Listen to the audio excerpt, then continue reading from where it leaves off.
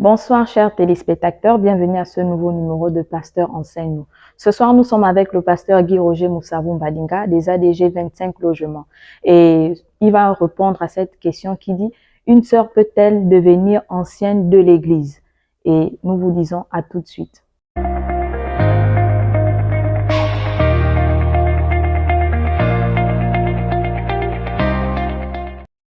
Bonsoir ma bien-aimée sœur, bonsoir peuple de Dieu, bonsoir chers téléspectateurs.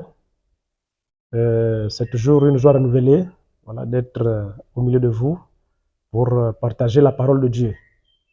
Et la question que vous me posez ce soir est celle de savoir, est-ce que une sœur peut devenir ancienne d'église? Autrement dit, est-ce que dans la Bible, nous trouvons des femmes qui ont été établies anciennes d'église? C'est une question importante, à la fois complexe. Importante parce que elle est d'actualité et elle pose le problème de leadership de la femme dans l'église. Elle est complexe parce que à l'heure actuelle, au jour d'aujourd'hui, les théologiens même ne s'accordent pas sur l'interprétation de certains passages bibliques. Toutefois, nous allons essayer de regarder ensemble les Écritures pour voir est-ce que la femme peut être ancienne d'église. Nous allons donc regarder d'abord le plan de Dieu. Nous allons ensuite regarder dans l'Ancien Testament. Et quand on parle de l'Ancien Testament, on parle bien sûr de la culture juive. Et nous allons voir aussi ce qui se passe dans le Nouveau Testament, et puisque c'est le Nouveau Testament qui fait intervenir les nations que nous sommes. Donc, en regardant le plan de Dieu, nous allons lire, je nous invite à lire, dans Genèse chapitre 2, au verset 18, il est dit, « L'Éternel Dieu dit, il n'est pas bon que l'homme soit seul. Je lui ferai une aide semblable à lui. » Et quand nous allons au premier chapitre, le verset 27 et 28, il est dit, Dieu créa l'homme à son image, il le créa à l'image de Dieu. Il créa l'homme et la femme. Dieu les bénit et Dieu leur dit, soyez féconds, multipliez, remplissez la terre et l'assujettissez et dominez sur les poissons de la mer, sur les oiseaux du ciel et sur tout animal qui se meut sur la terre. Donc nous voyons là, à la création, ce qui s'est passé, c'est que c'est d'abord Adam qui a été créé, donc l'homme, et ensuite Dieu a vu qu'il n'était pas bon que l'homme soit seul, il lui fallait une aide semblable, une aide comme lui. Et cette aide, c'est Ève qui est arrivée. Donc Ève a pour rôle d'aider l'homme. Donc la femme a pour rôle d'aider l'homme. Sur le plan de Dieu, la femme est appelée à aider. Donc le chef, c'est bien entendu l'homme, et la femme vient en soutien dans tous les domaines, puisqu'ils avaient la responsabilité de dominer et d'assujettir la création. Et c'est plutôt dans 1 Corinthiens chapitre 11, le verset 3, que nous allons lire que les choses sont clairement établies par l'apôtre Paul, qui dit ceci, je veux cependant que vous sachiez que Christ est le chef de tout homme, que l'homme est le chef de la femme et que Dieu est le chef de Christ.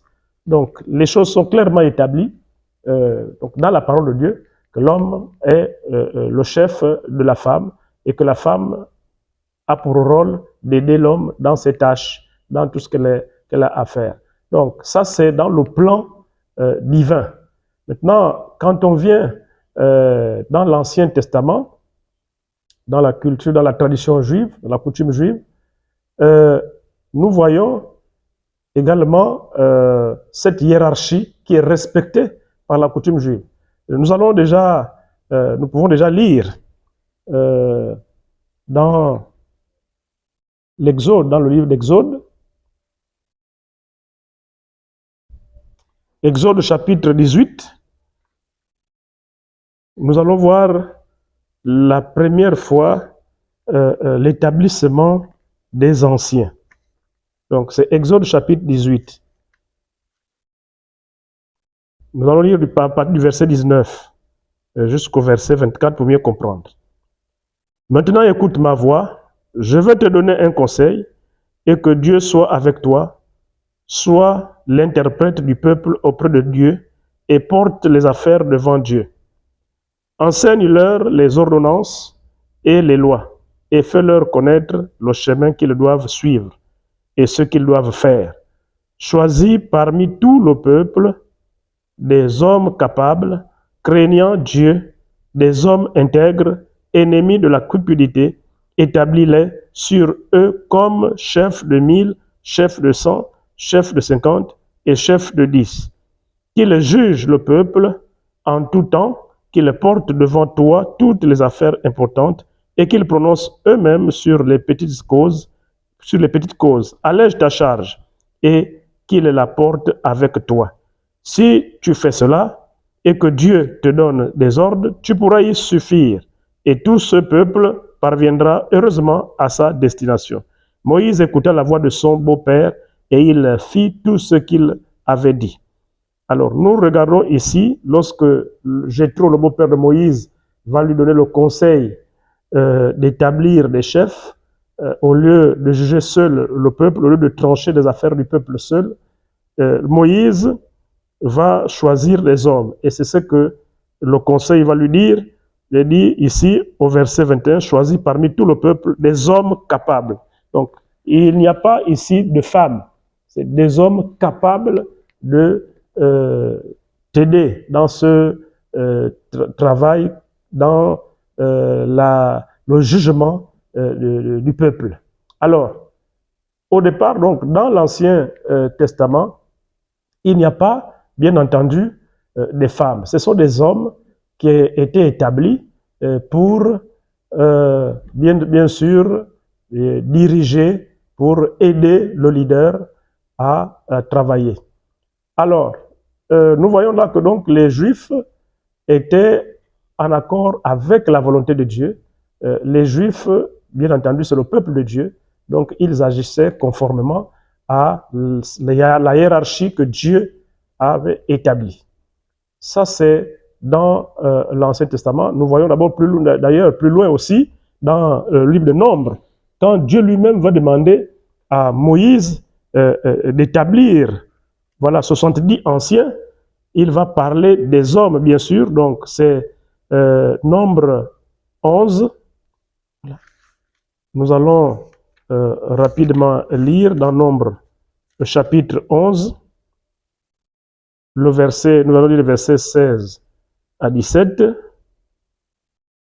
Il est dit, l'Éternel dit à Moïse, assemble auprès de moi 70 hommes, des anciens d'Israël, de ceux que tu connais comme anciens du peuple et ayant autorité sur lui. Amène-les à la tente d'assignation et qu'ils s'y présentent avec toi. Je descendrai et là, je te parlerai, je prendrai de l'esprit qui est sur toi et je le mettrai sur eux afin qu'ils portent avec toi la charge du peuple et que tu ne la portes pas à toi seul. Et le verset 24-25, il dit, Moïse sortit et rapporta au peuple les paroles de l'Éternel. Il assembla 70 hommes des anciens du peuple et les plaça autour de la tente. L'Éternel descendit dans la nuée et parla à Moïse. Il prit de l'esprit qui était sur lui et il le mit sur les 70 anciens. Et dès que l'esprit reposa sur eux, ils prophétisèrent, mais ils ne continuèrent pas. Donc voilà, même lorsque Dieu va demander à Moïse d'établir des anciens, Moïse, Dieu va demander de prendre des hommes. C'est toujours des hommes qui ont été choisis comme anciens. Les anciens du peuple étaient des hommes. Et lorsqu'on parle d'anciens, c'est un terme qui évoque plutôt l'âge. Il s'agissait là de l'âge, il s'agissait donc des personnes qui étaient mûres sur le plan de l'âge et aussi sur le plan de la maturité. Donc il y avait deux critères, donc l'âge et la maturité. C'est ce qui constitue l'ancien, qui constituait l'ancien. Donc l'ancien devait avoir plutôt ces caractères, l'ancien devait avoir ces attributs aussi d'évêque, donc de surveillant.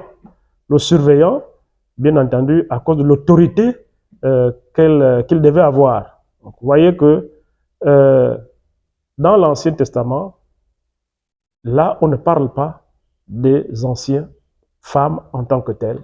Par contre, malgré que il n'y avait pas des femmes anciennes dans l'Ancien Testament, nous voyons cependant que les femmes pouvaient jouer un rôle important. Donc ce n'est pas parce que la femme n'était pas ancienne qu'elle n'avait pas de rôle à jouer. Donc il y avait un rôle à jouer, un rôle important. Nous prenons le cas de Marie, qui était la sœur de Moïse. Marie qui enseignait les femmes en Israël.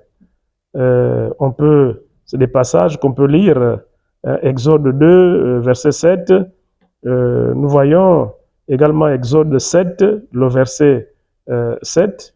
Donc, Marie qui aussi va conduire le chant de louange lorsque Moïse va sortir le peuple d'Israël de l'esclavage de l'Égypte. Alors, c'est Marie qui va à la tête avec les tambourins pour chanter les louanges du Seigneur, pour danser. Voilà donc le rôle que pouvait jouer la femme, donc d'accompagner, bien entendu, la tâche de l'homme. Et bien sûr, lorsque nous venons dans le Nouveau Testament maintenant, notre troisième point et le dernier, donc lorsque nous venons dans l'Ancien Testament, c'est là qu'il y a des débats au niveau théologique, simplement parce que il y a un problème d'interprétation de certains textes bibliques. Il y a deux textes bibliques que nous pouvons relever. Donc, la première épître de Paul à Timothée, le chapitre 4 et 5, et l'épître de Paul à Tite, voilà, au chapitre 2. Donc, ce sont ces deux passages qui nous montrent, qui nous parlent effectivement de l'Ancien. Alors, si nous nous permettons de lire, d'abord 1 Timothée, d'abord déjà 4.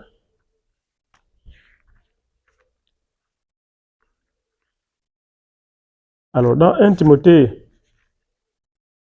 chapitre 4, alors quand nous lisons le verset 14, il est dit « Ne néglige pas le don qui est en toi et qui t'a été donné par prophétie avec l'imposition des mains de l'assemblée des anciens. » Ici, cette expression-là, en grec, parce que le Nouveau Testament a été écrit en grec,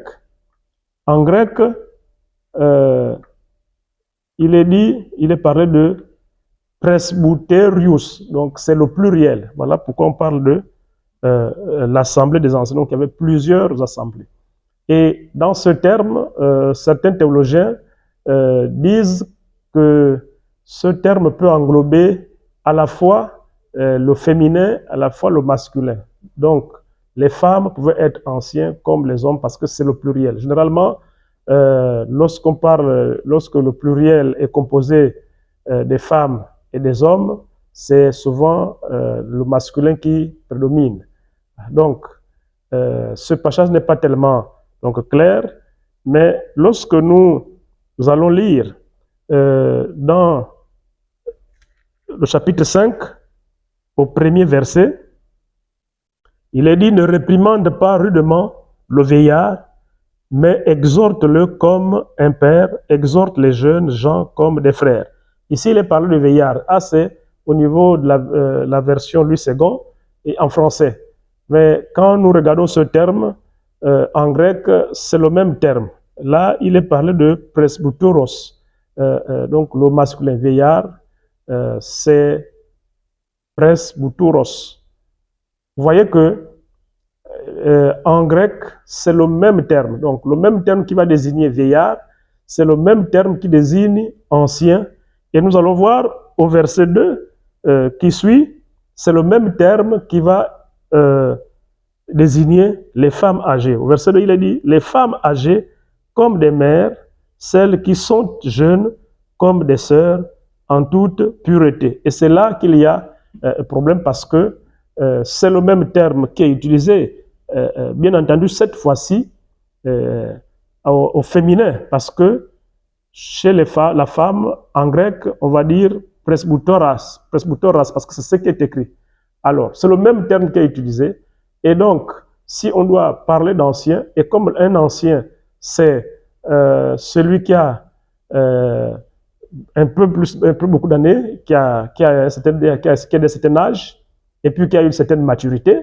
Et là, certaines théologiens disent que, évidemment, il pouvait avoir des anciens en Israël. Bon, pas en Israël, mais qui pouvaient avoir des anciens établis dans l'Église primitive. Donc, c'est là qu'il y a un peu de la confusion. Mais là où les autres, tels que les Alfred Cohen, disent que ce n'était pas possible, c'est à cause de l'autorité qui est également ajoutée à la fonction d'ancien. Donc le rôle de l'évêque, le rôle de surveillant devait conférer à l'ancien une certaine autorité. Est-ce que la femme devait revêtir également cette autorité en tant qu'ancien? Et c'est là qu'il y a problème. Et l'apôtre Paul est clair là-dessus, lorsqu'il va dire qu'il ne permet pas à la femme d'enseigner, de prendre autorité sur l'homme. Là, il recadre les choses et il revient, bien entendu, à la volonté de Dieu depuis la création.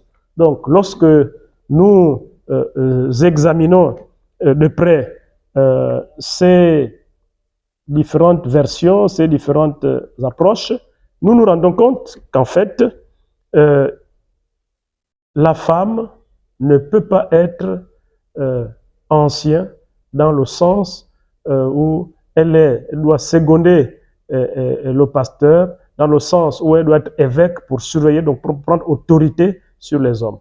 Par contre, la femme a été toujours la collaboratrice directe de l'homme.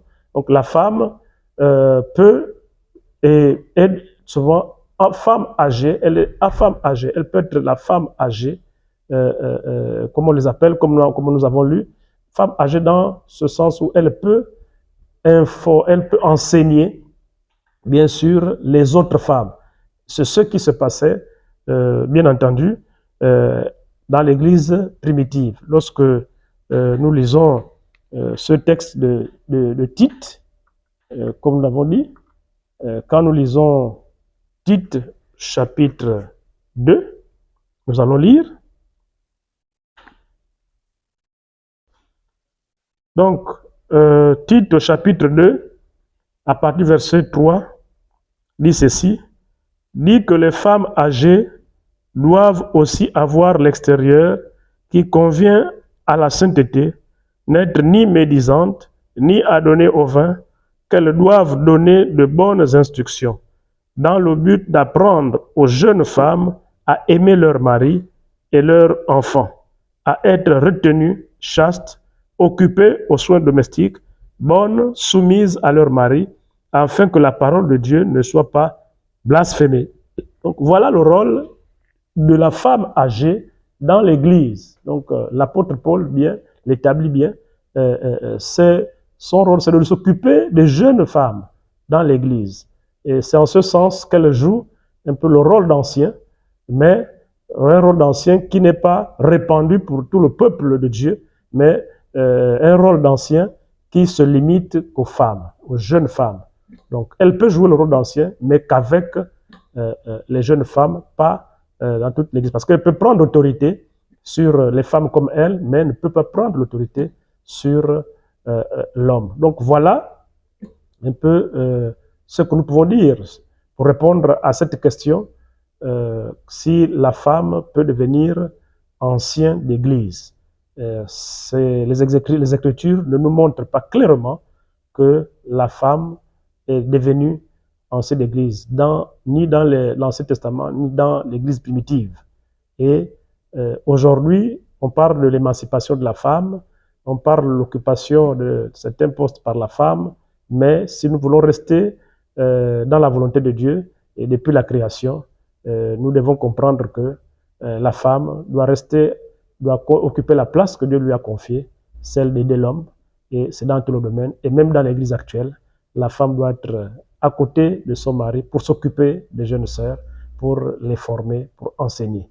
Donc voilà, chers téléspectateurs, ce que nous pouvons dire sur cette question. Merci, j'espère que nous avons répondu à la question et nous allons nous revoir très prochainement. Soyez bénis. Merci, chers téléspectateurs. Merci de nous avoir regardés encore ce soir. Merci à l'homme de Dieu qui était là pour répondre à cette interrogation. Alors, toutes les questions sont la bienvenue. Vous pouvez envoyer vos questions au numéro qui s'affiche au bas de l'écran, mais aussi de vous abonner à la chaîne YouTube AD25 Logements de POG. Nous vous disons à vendredi prochain. À quel point il y a des vagues dans ta vie. Peu importe à quel point tu peux être dépassé par les circonstances. Ton Dieu ne dort pas. Il ne sommeille ni ne dort celui qui garde son peuple. Notre Dieu ne sommeille ni ne dort. Lorsqu'il y a des circonstances,